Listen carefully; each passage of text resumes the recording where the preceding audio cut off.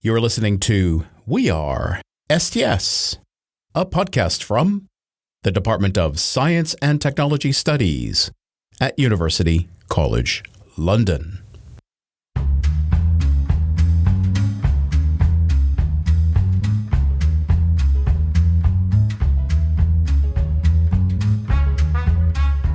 Hi, everybody. Welcome to We Are STS, and welcome to UCL. I'm your host, Professor Joe Kane.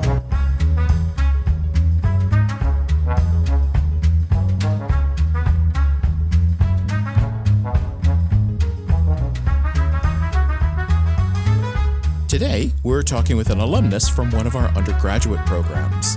Isobel Lim graduated with a BSc in Sociology and Politics of Science in 2022. She's since gone off to do lots of things. We got a chance to catch up with her recently as she passed through London. I'm always interested in what happened next when it comes to our former students. Some go straight into master's degrees or other programs. Some jump into the world of work. Some just take some time off to break the routine of having been a student. STS graduates go off in a lot of different directions. Of course, that's frustrating for us when we try to explain careers to people looking at the program. But not being able to be clear sometimes is tremendously liberating. We call our career strategy Flexible Futures. It's designed to work for people who have specific ideas looking ahead, who have general ideas looking ahead, and who have pretty much no idea for what they want to do down the line. One thing we know for sure about the future, though, is that being flexible is going to offer a distinct advantage. Isobel was a student with some general ideas about her future when she studied with us, and she had a lot of advice to do traditional routes that, I think just didn't really appeal to her. So, what did she do? You're going to hear about that in just a minute, and I think some of it will surprise you. For me, talking with Isobel about what she was thinking helps really explain one particular essay she wrote for me that caught me completely by surprise. How did she do that? Well, just stay tuned. Let's hear Isobel talk about life after STS.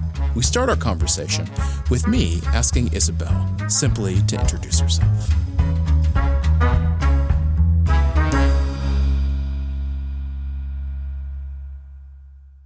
Hi, I'm Isobel. I'm originally from Singapore. I graduated from Sociology and Politics of Science back in 2022. It seems like it was so long ago, but it's just a couple of years ago. It feels like that, but I entered undergrad 6 years ago, so it feels a lot longer. Yeah, and you went through the pandemic and all that kind of stuff. So you're a person who experienced really the university at a very unusual moment.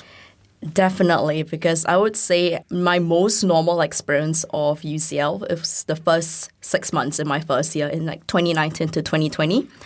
My second year was entirely online because of the pandemic. I had classes at 1 a.m. local time for me. And even in third year, it was still of regulations. I remember there was so many risk assessments we had to do for societies. And even coming into class, we had to wear masks. It wasn't very interactive. And because people were still kind of jittery and scared of COVID, everyone just went home. So there was no socializing.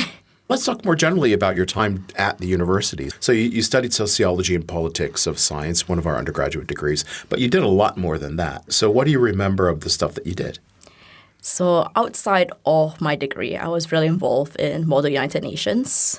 That I kind of wanted to be a diplomat for a very long time. Clearly did not happen anymore, but I really enjoyed my time in that society because it allowed me to meet a lot of very different people from very different backgrounds. I think the whole idea of having to role play a certain country that may not necessarily agree with your personal beliefs is something that I think is quite important in creating empathy and at least understanding things from a different perspective, which ties in very nicely with what I was learning in my degree, which was kind of a more holistic approach, I think, and seeing why governments or certain groups of individuals choose to do the things that they do. When you came to UCL, you were coming from Singapore, is that correct? Yes, but I was in a British school for most of my life. So I thought I was quite prepared, but I was still getting culture shocks every day when I was in UCL. Can you think of an example of a culture shock and what we did about it? I remember that in Singapore, we don't do small talk. I remember coming to UCL, I thought I was quite social, but I felt like I was definitely like an introvert compared to like a lot of the Western students. So I think just coming out of the comfort zone and talking to them, I think just being able to tell them that I speak English too and be able to talk to like the Eastern students who probably don't speak English very well, I speak your language as well.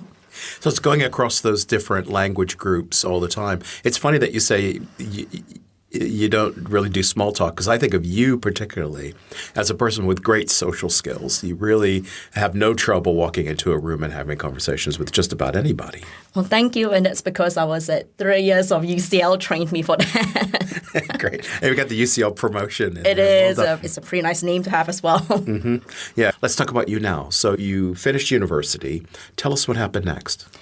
So when I graduated from UCL, I did my dissertation on Pokemon Go, which I think is quite well known in the department on what it is. And from that dissertation, I got a job in a tech startup in Indonesia because my mom's originally from there. I worked there for about 2 years in the collectibles and esports sector. So collectibles as in figurines, Pokemon cards, like trading cards. There's a very large market for that in Southeast Asia, especially among the very well-to-do people. I have handled cards that probably can bring in like five digits. Wow. Yeah, just holding it in my hand. It's just, I felt like, oh, if I did anything wrong to it, that's my annual paycheck out of the window. Yeah. And so I was in that role for 2 years. And there was a bit of a transition towards like cryptocurrency, which is a bit of a gray area in terms of like regulations in my home country, Singapore, and everywhere else that I want to work in. So I decided that maybe it's time to look for greener pastures.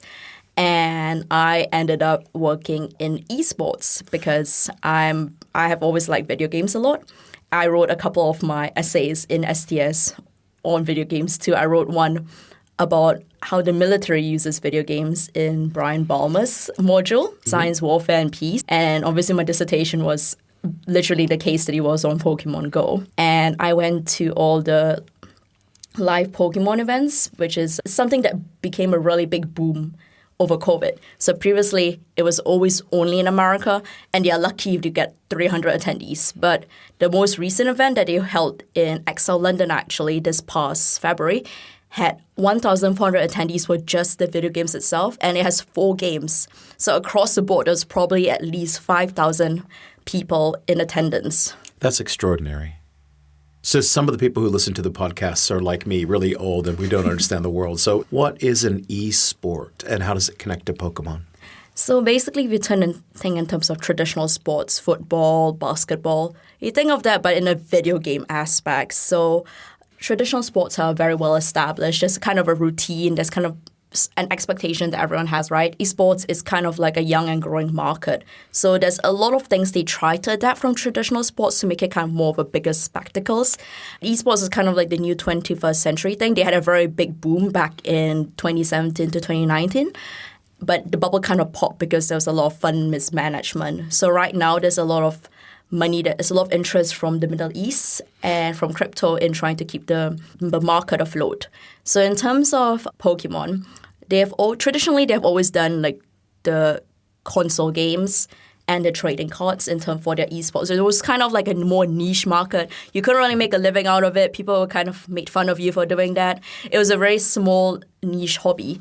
But recently with the introduction of Pokemon Go and Pokemon Unite, so Pokemon Go is the game you have on your phone. You just catch Pokemon and it's based on like location based. And Unite is basically League of Legends, but Pokemon and on a 10 minutes countdown timer. That was the Pokemon's like official entry into like what people perceive as a more established esport game. Right. So they introduced both of that in 2022 when I graduated from college. And the event that was first held at was in London. So I got to witness that live for its very first time. And so with the introduction of those 2 games and with COVID allowing people to have more time to kind of explore this, it had created like a huge amount of demand for an interest to the point that now that people have to limit tickets like sell out for the Masters division, which is everyone that's not young. It sells out literally within like the first few minutes. Back in the day, you could literally enter the competition last minute, because there's still sports available. But now, because this, in terms of crowd control, it's just a bit too difficult. Right. Yeah, and I think the main reason why it got such a boom is because the 2 latest game added, you can play on your mobile phones, which makes the barrier of entry a lot lower compared to the other games, which requires a bit more monetary investment in terms of keeping up, buying the games, buying the cards. The set changes like every few months. So having to invest in that was just something that was a big deterrence for a lot of people. Right. And so at one of the tournaments, how many people would be there in the audience? Well, we have to buy spectator passes to be able to enter the competitive venue. And back in the day, in 2022, it was very easy to get the spectator pass. You can go onto a website, maybe go like a few days later, still get the tickets. But they started introducing a lottery system. Right. Because they held an event in Japan, and Japan loves to do gacha, and they love to randomize everything. And it was something they kind of carried forward to the event that they held in Honolulu in 2024. And even with the those are basically like the Premier League finals equivalent, even for the ones that are kind of like a tier below, getting tickets is not as easy anymore because we have to sign up and the website can't handle the volume of people that are trying to get in. Right. And so do you think, you keep talking about Japan and Singapore and versus, say, London. How does London compare in the esports world? Is it a serious venue or is it do you think of it as like an appendix to the real action, which is happening in Asia? Well, I think the biggest spectacles are definitely still in Asia and the US. I think the UK is kind of like an underdeveloped field. Right. It's definitely a place where there's a lot of room to grow. And I think the UK is taking steps in terms of some colleges are introducing degrees which specialize in esports. And I think I recently heard they also had a minister for esports, so that definitely shows they are trying to make it a bit more of an initiative. And I know the League of Legends finals was held in the O2 Arena. Wow, okay. Yeah, last year. Which is a huge arena. It's larger than, say, American basketball or some of the other stadium sports. This is serious business, isn't it? Definitely. I think the way they have made it to come with spectacles, like at least when we look in terms of like League of Legends, there's definitely a peak of what esport can be. It had concerts before the actual game started, and they filmed like promotional videos of all the players to drum up hype, to make it very exciting. And the players come out with like a walkway similar to how like footballers would come running out into the field. So I think it's definitely very interesting to see how they kind of taken stuff from traditional sports and tried to adapt it into a player base whose characters and personalities are very different from how you would see footballers in terms of celebrities. Right. So the players are celebrities. The events are spectator events. The money is huge. What do you do in this business? So in this business, what I did mostly in terms of my experience is that I did a lot of data analytics. I crunched out a lot of the numbers that came out from these events to see what's useful, is there any trends that we can take from it, or if there's any precautions that we have to keep in mind for future events. Because one thing that's quite important, especially when the events grow to this amount of size, is crowd control. Right. And I would actually say that the West is a lot better in terms of crowd control compared to the East. Right. A lot of Eastern countries, they require very tight crowd control. If not, it creates a lot of issues because there's a lot of confined spaces. And a lot of people, when they don't really know what to do, they kind of like panic. And that creates a whole chain reaction. I think in general, a lot of the venues that people use in the West tend to be a lot larger. And they tend to be a bit more controlled. Definitely, which I think is a very interesting thing to notice. I mean, since we're in STS and we're thinking about how science and technology are shaped by society, I mean, there is a whole research industry of crowd control, large crowd gatherings, and that kind of stuff. But there's also an evolution of manners and customs, isn't it? So you see the old films, say in the 1950s and 60s of, say, rock and roll events, and everybody's just sitting there, and you think that's unexpected, really, isn't it? But those things have a history, but they also have a sociology, don't they? So you're watching the business grow and you're thinking about things like, as the crowds grow, what do we do? Not only how do we make sure everybody's safe, but also things like, how do we monetize this a little bit better? How do we engage the fans? Do they leave with something? All that kind of stuff. But what did you like about doing all that? What made you happy? I think it's just because I really like playing video games. I never thought it would be like a feasible career, at least growing up, especially in Asia.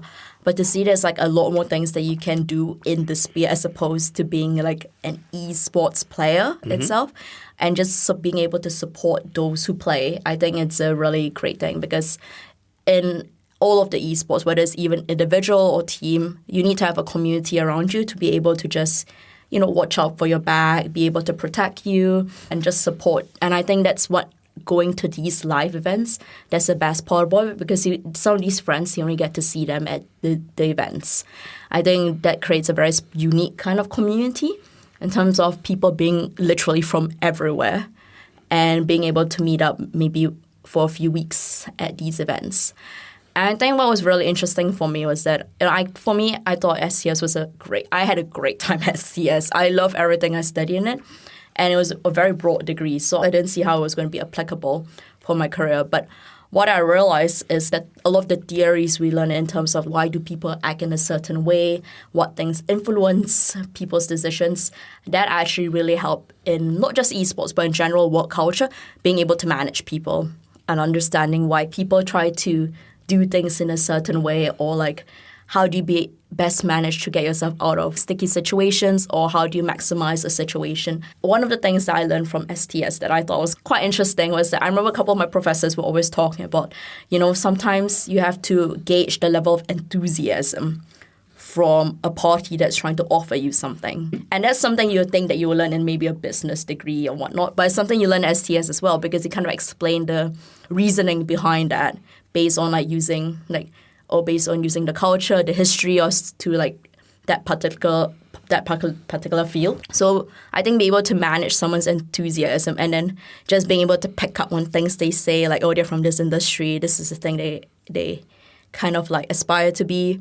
It's like, okay, is this fully my benefit, or is it some kind of benefit the person is trying to be able to obtain as well? And there's nothing wrong with that, but I think it's just being able to manage whether it's a equal kind of benefit or whether one party is benefiting more from it. Right. So that engagement model where there's two interactors in a relationship and you got to understand what the other person is bringing to the conversation. Because some people, they have a lot of reasons to want to come interact with you. And so the theory is you got to pay attention to both sides here. And that's a good point. Do you refer back to your undergraduate days, your undergraduate studies in your career now? Well, I definitely think about it in very happy memories. I think the degree is a very good conversation opener. I think there's a lot of people, especially the older generation, may not be exposed to what kind of degree this is or why is it important for us to study. I think be able to explain to people how science communication and the theories you learn in terms, you think of scientists, you think they're probably a bit introverted. The way they explain things is very to the point, there's nothing, they don't tell us why we should care about the science. But science communication, as SCH tells us, is really important to create a narrative to get people engaged, to show them why they care. And that's the same thing in esports, because a lot of times, the reason why esports is very difficult to monetize is because you don't make the fans care enough about the players. So I think being able to communicate why is it so important, why is the journey of this team so important, what makes them different from the other teams, I think be able to communicate it in a very engaging way is something I kind of adapted from my degree in STS. Right. So that's fantastic. So the basic principles of science communication can be part of the basic principles of esport communication. That's a really great idea. The last kind of question I want to ask is about, you mentioned how you talk about your degree now. So what advice would you give to somebody who's thinking about university and they're wondering, well, there's this degree, which is a bit weird, and then there's a traditional degree like sociology or politics. Mm-hmm. What would you say to draw them into something like sociology and politics of science? I think in terms of a degree that is offered in STS, I think the biggest draw for me is that it's an interdisciplinary degree that forces you in a way to kind of make interlinks between two traditional mediums that probably don't really connect. Like if you think sociology, you think about science policy, like how on earth does that connect? But I think all of the modules in this degree kind of makes you think outside the box and try to find trends and patterns that are very commonplace. And I think that's very important in terms of when you're writing an essay, you're trying to find a bunch of different evidence, right? But you have to find what links all those evidence together. Same in your work, when you're looking at a lot of data, you kind of have to find how does all this data correlate together. I think a degree in STS actually really influences the way you think. I think that's the most important thing that you carry forward, because nowadays for undergrad, it doesn't really matter unless you're doing a more specialized field. But I think what's important for universities being able to shape the way you think and being able to find trends and patterns and correlations. And I think the way the module is set up, it really facilitates that very well. Because if you told me that I was going to be working in esports but I was doing a degree on sociology and also like science policy and tech, I wouldn't have been able to make the link. But now, at least like from learning all my different degrees and just being made to write essays in a certain way or forced to discuss ideas in a specific way has really opened up my mind, seeing how all these different fields be linked under like a common umbrella or at least a common theme. Mm-hmm.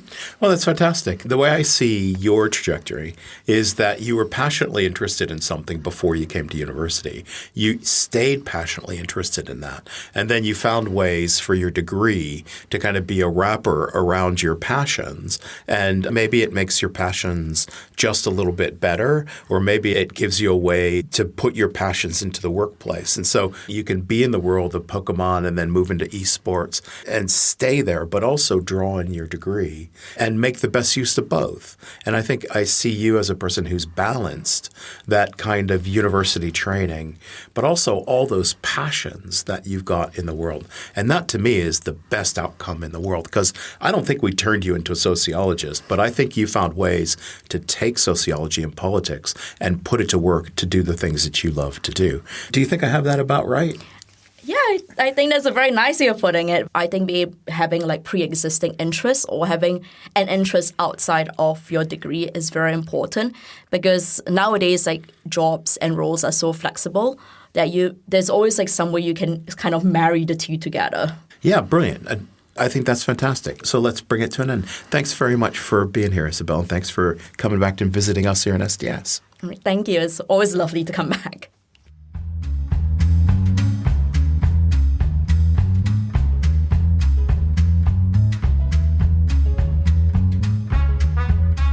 Esports, are you kidding me? Is that really a thing?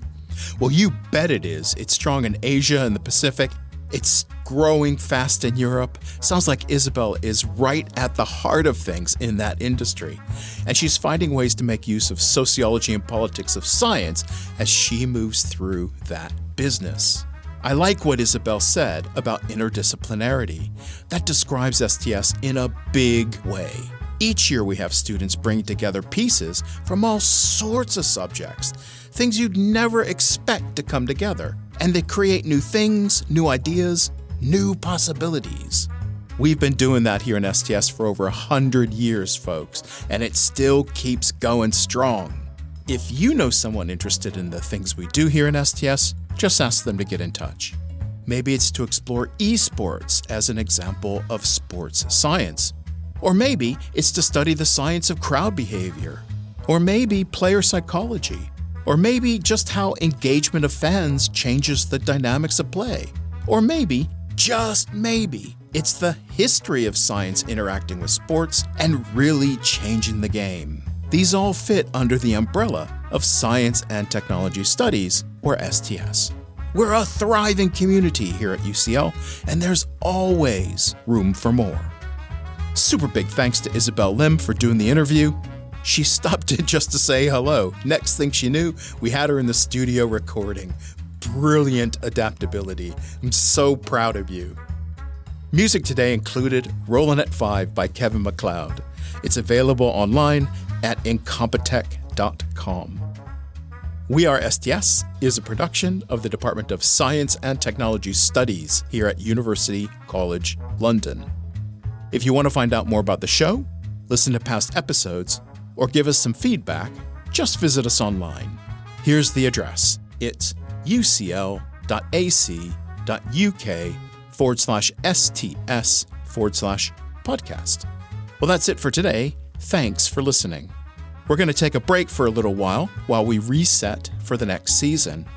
I also have a few months research leave coming up, so I'll be off to do that with my academic hat on.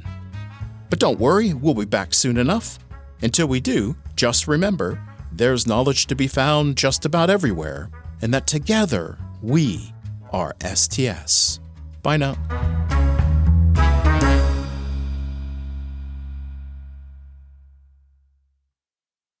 You've been listening to We Are STS, a podcast from the Department of Science and Technology Studies at University College London. Subscribe to the show and join us online. The address? ucl.ac.uk/STS/podcast.